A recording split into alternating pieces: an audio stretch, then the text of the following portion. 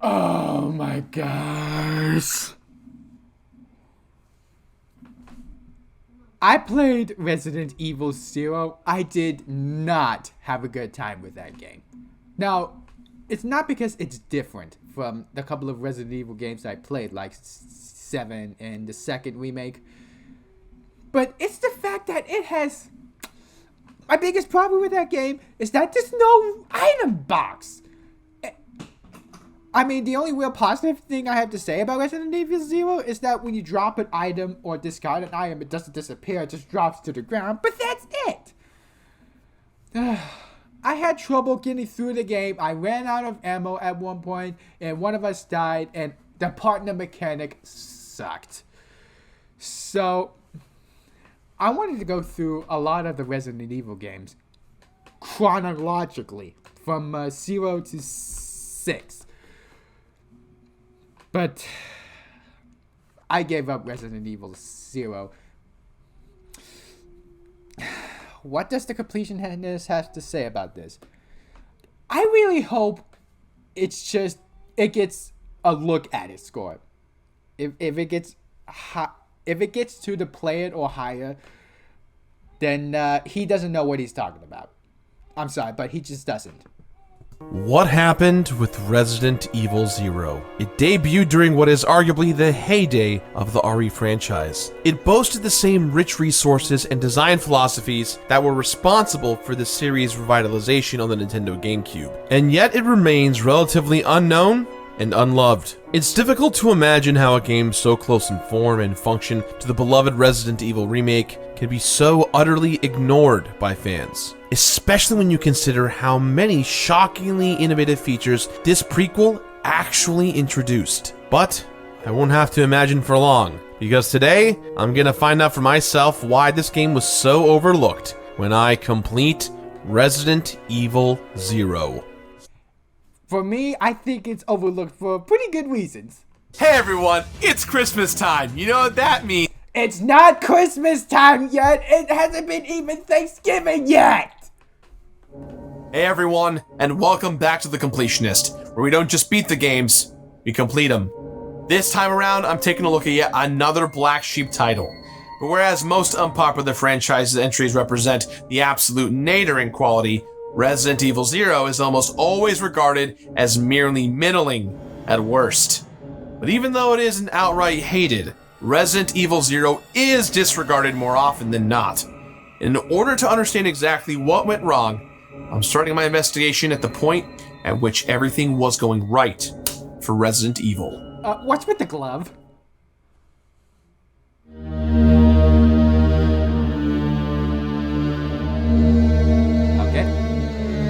It was March 22nd, 2002, when survival horror was resurrected. After several sequels and a bit of oversaturation in the market, the Resident Evil formula was beginning to wear thin. Until the series was reborn with Resident Evil Remake. It remakes familiar gameplay and settings with fresh mechanics and detailed visuals that are still praised till this day. And is considered by many as the greatest Resident Evil game of all time.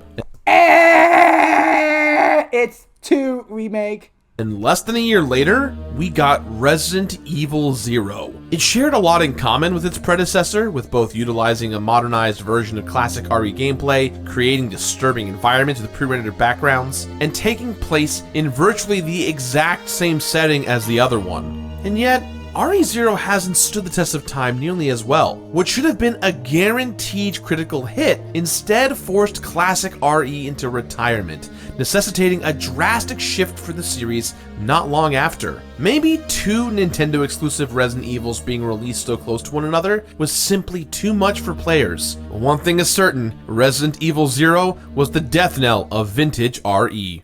Thankfully, Capcom saw fit to port it, along with Remake, to modern consoles not too long ago, complete with HD overhauls and achievement support. So it's easier than ever for me to revisit RE0 and hopefully understand what happened here. I might be playing it on the PC instead of the GameCube, but for all intents and purposes, it's still the same game, which follows rookie STARS officer Rebecca Chambers and the mysterious escaped prisoner Billy Cohen, as they're forced to band together in order to survive the usual Resident Evil threats, unknown environments to explore, cryptic puzzles to solve, and armies of the undead. If I'm gonna get to the bottom of this mystery, I figured the best place to start would be examining the differences between this game and the more beloved entries in the franchise. And a few of you might be surprised to learn just how many new ideas Resident Evil 0 actually brought to the table. Better the devil you don't know. So when you ask someone if they've played Resident Evil 0, they'll usually respond with some version of, "Is that the one with the train?" And yeah, it is. But that response isn't that surprising, since most fans probably haven't even made it past that very short section of the early game. Because if they did, I'm sure they'd remember Resident Evil 0 for its legitimately unique features, which are far too enjoyable to be ignored. To address the obvious, there is the fact that the players control two separate characters in what's known as the zapping system. Instead of controlling a solitary survivor like normal, players control both Rebecca and Billy, swapping between them at will. Although this series has dabbled in multiplayer before, this system remains purely single-player oriented, just with the two simultaneously playable characters. And that's something that I haven't really seen anywhere else in this franchise. And that's a shame considering how many unique gameplay scenarios can be built around such a simple change. Normally, in Resident Evil, players only have to worry about the enemies who are directly threatening them. But when you have two characters to take care of, you have to balance your attention between them and make sure that neither gets too close to danger, which is an altogether different feeling. Players can even customize how their AI partners behave, choosing between allowing their second character to join the battle with you or sitting fights out entirely so the player can do all of the work. The latter might sound counterintuitive, but sometimes you just want to control exactly how much ammo you are spending. And sometimes the best choice is to just leave your partner behind for a while. In addition to being able to swap between them at any time, you can also split them up at will, which is very useful because if a room is too hairy, sometimes one is better than two. But if you leave your partner in the wrong spot for too long, they can actually get attacked and call you on the radio for help. You can run back to them or switch to that character and need to take care of the business yourself, but either way, you'd better do it fast, because if either character goes down, it's game over. And honestly, hearing someone other than yourself in distress is a new kind of terror I was not prepared for. Of course, there are puzzles which require Billy and Rebecca to... That zapping system really is not delivered well for this game. It's just too much.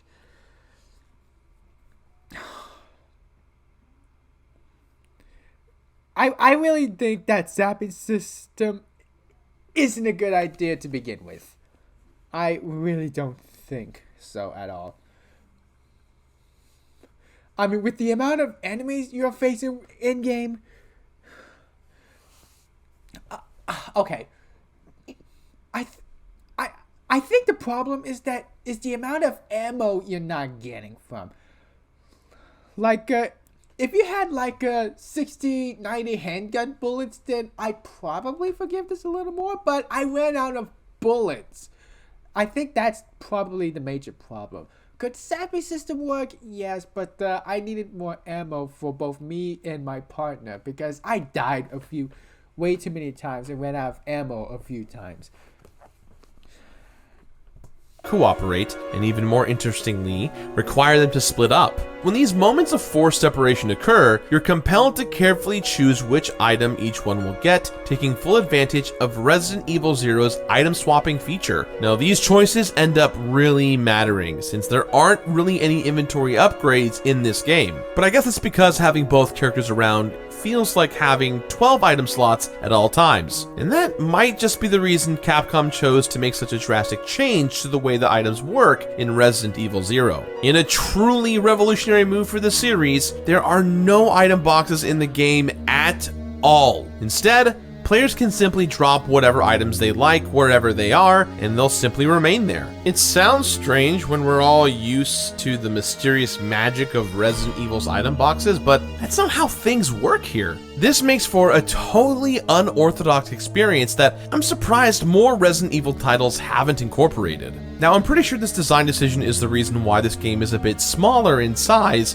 when compared to the other REs. But honestly, I don't miss the extra length that comes from the obligatory linear, uninteresting lab sections that are always included in these games. They're still here in Resident Evil 0, but this game is a whole lot cozier in size, and it forces the player to backtrack far more often than its cousins. So this might sound unappealing, but this game is built around backtracking, and it's encouraged by allowing the player to split the characters up, covering more ground more quickly, and by the ability to go back and get the items you've left behind. Admittedly, there were a few times where I was annoyed at having to go back to get something far away like the Hookshot. You use this thing once, very early on in the train section, and then you don't need it again except for a couple more times deep in the late game. But it wasn't that bad, since the game intelligently provides a Dark Souls-esque shortcut that links those late game areas to the early locations. It's pretty smart. And going back for items happens pretty often, as, even with the added inventory space that comes from controlling two characters,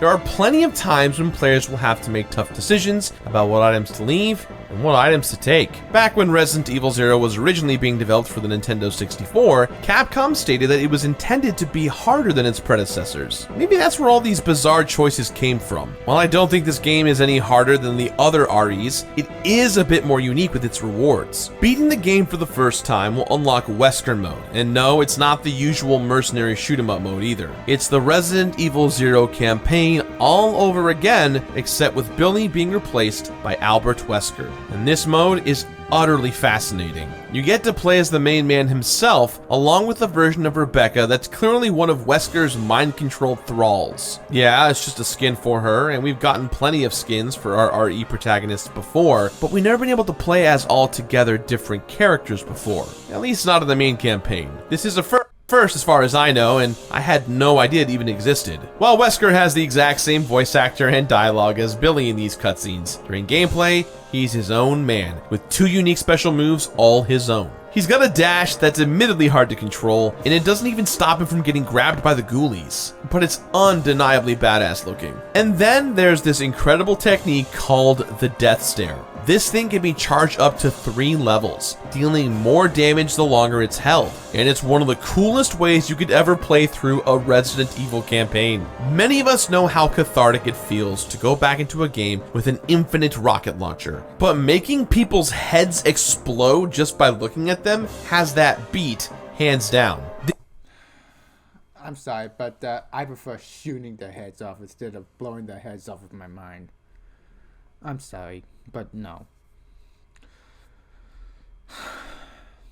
This mode is an incredible addition that really makes Resident Evil 0 stand out in my mind. Yet this game still has more to give when it comes to one-of-a-kind gameplay. Enter Leech Hunter mode, which is also unlocked when players beat the game for the very first time. So this one, at first glance, might seem like yet another high-octane, high-score chasing extra mode, but it's actually more of a look and find. There are 100 leeches hidden throughout the play area, 50 that only Billy can interact with, and 50 for Rebecca, and you have to hunt down as many as you can while taking care of all the monstrosities in your way. Aside from being more slowly paced and exploration focused than the usual RE bonus mode, Leech Hunter also highlights Resident Evil 0's other unique gameplay aspects. See, you can't discard any leeches after picking them up. Once they're in your inventory, they're there for good. And since they only stack up in sets of 10, both Billy and Rebecca's item slots start filling up pretty fast. Add in all the semi-randomly spawned threats, and you've got a bonus mode that's a nice change of pace and a real test of skill. There were plenty of times when I played through this entire mode, gotten upwards of 90 leeches,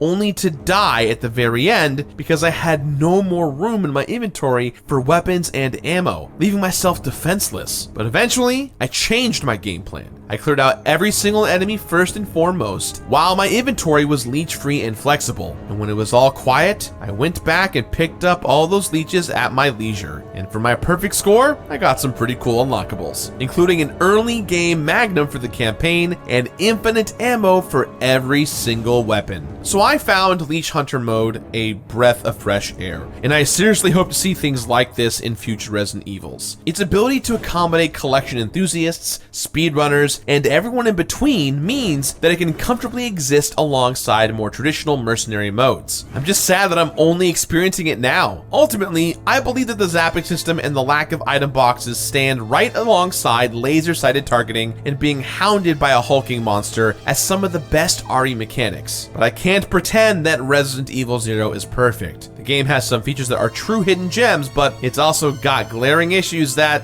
most likely kept it from being as highly regarded as the rest of its ilk. Issues.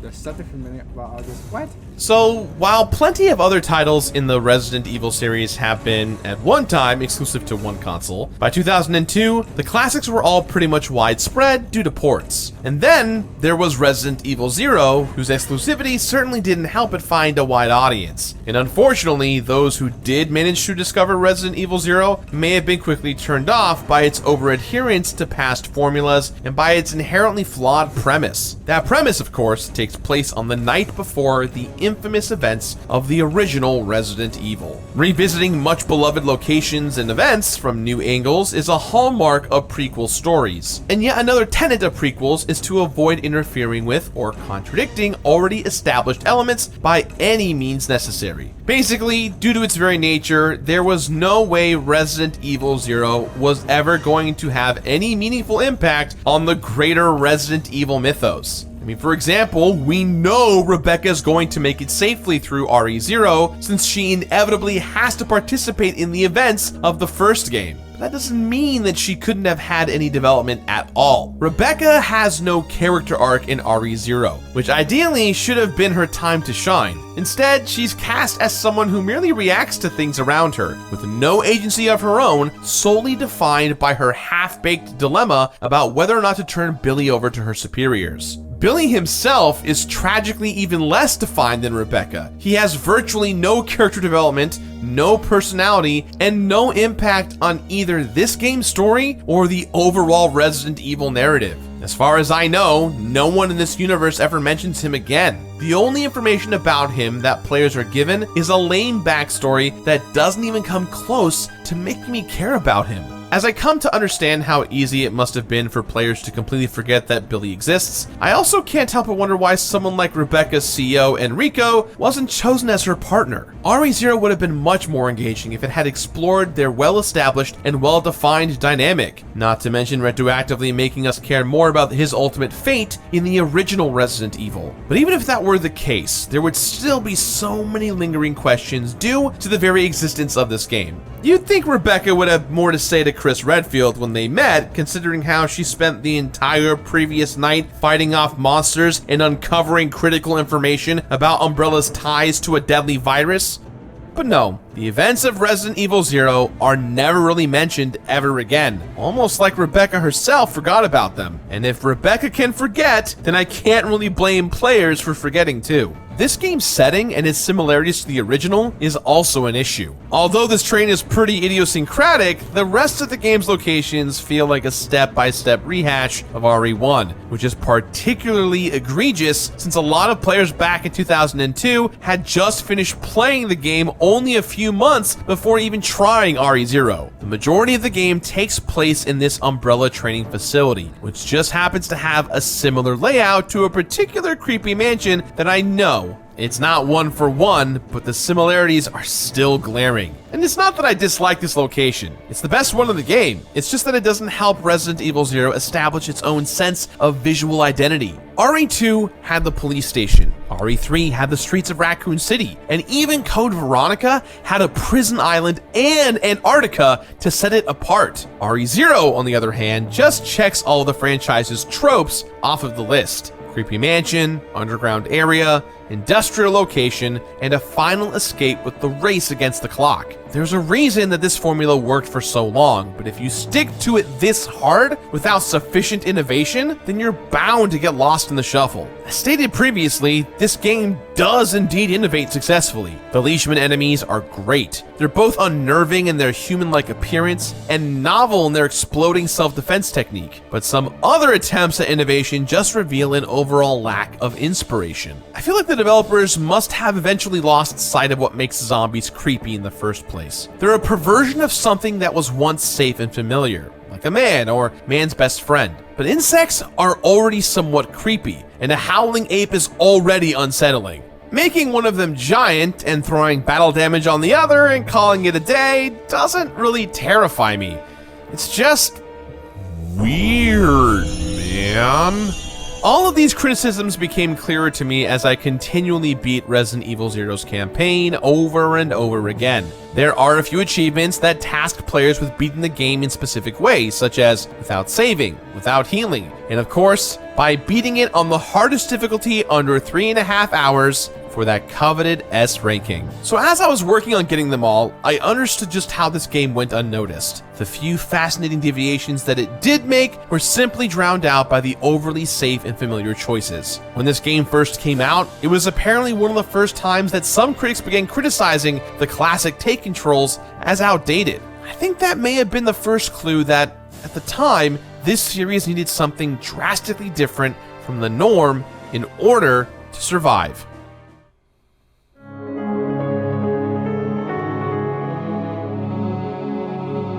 Although some of the bonuses that players unlock along the road to completion are noteworthy, namely Leech Hunter and Wesker mode, other rewards aren't quite so exciting. First off, there is a gallery mode containing all of the game's cutscenes, which I didn't even know it existed until I had already accidentally filled it in its entirety. And yes, of course, there's the rocket launcher for players that obtain an S ranking in the main campaign. But at this point, it doesn't even feel that exciting, partly because of how many times I've wielded it in the past, and more so because of how much more thrilling playing as Wesker is. I can't help but think that if this game had more weird choices like this, and ignored the past a little bit more, then we'd all be more familiar with it. I'm definitely glad to be done with completing Resident Evil Zero, but I feel like I might revisit it someday just to get a chance to try these unique features all over again. While I completed Resident Evil Zero, there were only 3 deaths. It's simple to stay alive on easy mode, and by the time I got to my repeat playthroughs, I already knew what was around every corner. 4 campaigns played through, 1 initial run, 1 for no saves, 1 for no healing, and 1 last time on hard mode. 48 trophies unlocked, with the vast majority of them revolving around the simplest of tasks. 150 leeches collected. That's 100 from the perfect run, and 50 more for an achievement that tasks players with collecting all of the leeches of just 1 color. 18 hours of total playtime, and over 75 heads exploded with Wesker's death stare. Just wow. What happened to Resident Evil Zero is a shame. It offers some of the most unique takes I've ever seen Nope. in the classic Resident Evil formula. And while it does do a lot to offer nice rewards for players, they're just not all that worth the effort, considering how derivative this game actually is. That being said, if you're a genuine fan of the franchise, you owe it to yourself to at least try it out, and to never forget that this game actually does exist. So, with that in mind, guys, I give this game my completionist rating of finish it. Fuck you, man.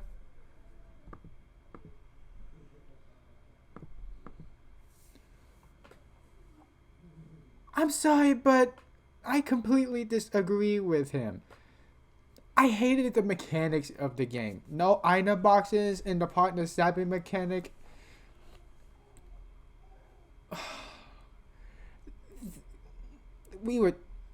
I was doomed from the start. And I'm pretty sure I played it on easy mode, and I still had a bad time with this game.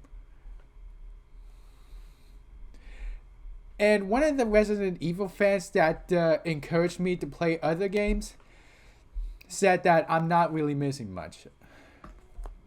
And I guess I'm not, because Rebecca apparently forgets everything that happened in Resident Evil 0 in Resident Evil 1 Remake, and Billy is nowhere to be seen again. Like, what?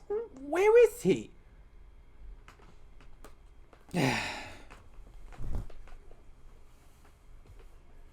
Like I said, I hated the game due to no item boxes and its zapping mechanics. Those two were the biggest downfalls for me.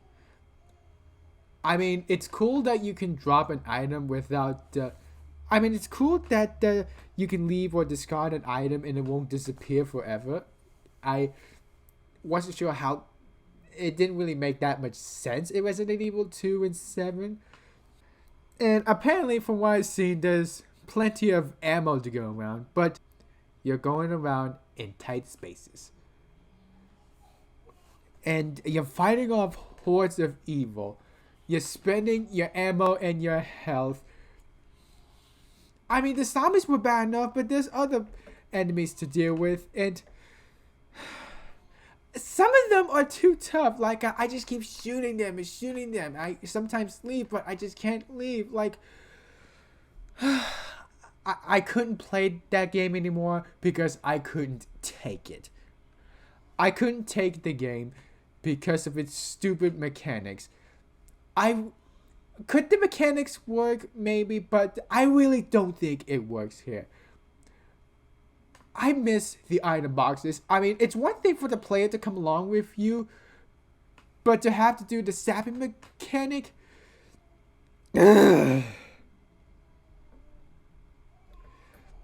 I just prefer it if they just come along with you and they just fire an infinite supply of ammo instead of just playing two characters. I mean, I can understand the monotony of playing one character throughout the entire game, but you can technically play as another character once you're done with it. Resident Evil 2, once you're done with the adventure, you can play as another character. Resident Evil 1 Remake, you play through the entire game again, but there's two separate characters, and they have their own stuff.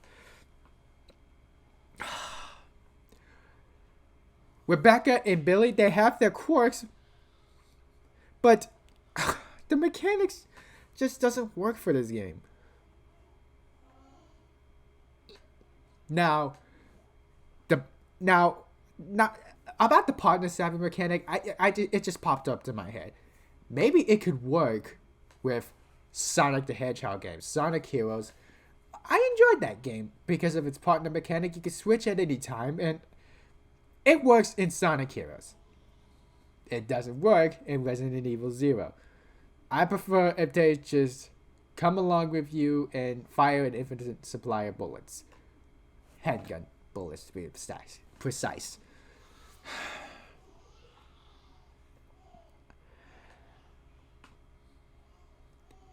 And, yeah, like I said, I can understand the monotony of playing one singular character throughout the entire game. I just got done with Resident Evil 4 and playing it a few times over and over a few times. And I played as Leon Kennedy in Resident Evil 4. It took around 12 hours for me to finish. And, yeah, I can understand the monotony of playing as one single character throughout the entire thing. I mean, I had fun with it, but... And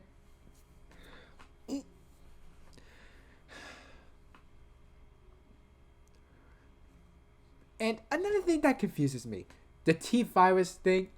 What's with the leeches and lyses? Are they like the T virus bugs or something? Like, what the heck are those things? I never really understood them. I mean, the first and second game is simple. There's a virus, it turns people into zombies, and as a result, there's an outbreak going on. What the heck is with the leeches? Does it tie into anything in future games?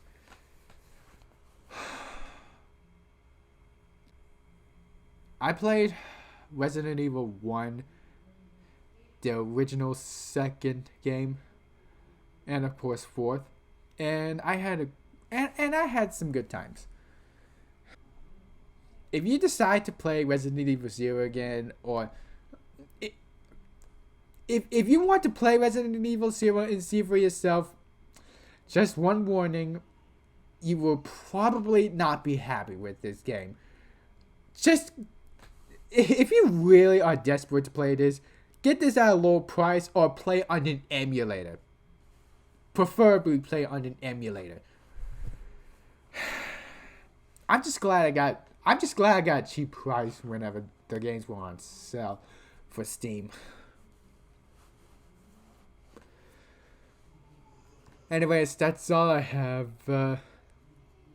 Oh, and by the way, Resident Evil 0, I did play the game. I didn't bother to make a playthrough because Well, throughout the first and second hour, I had stuff to say and I was a bit expressive and whatnot. But throughout 3, 4, 5 hours, I was bland with barely anything to say. Like, if I continued, I will probably have an occasional rage here and there. Like, oh my gosh. But overall, it would just be bland. It would have been a terrible bland playthrough. So, if you guys were if you've been following me and been expecting me to play Resident Evil 4 do a playthrough, I'm sorry, but it's just not gonna happen. It would have been a terrible playthrough due to how bland I was. Anyways, that's all I have. Please consider liking and subscribing if you like my reactions and my other stuff. What I have to offer. Have a good day or night and take care.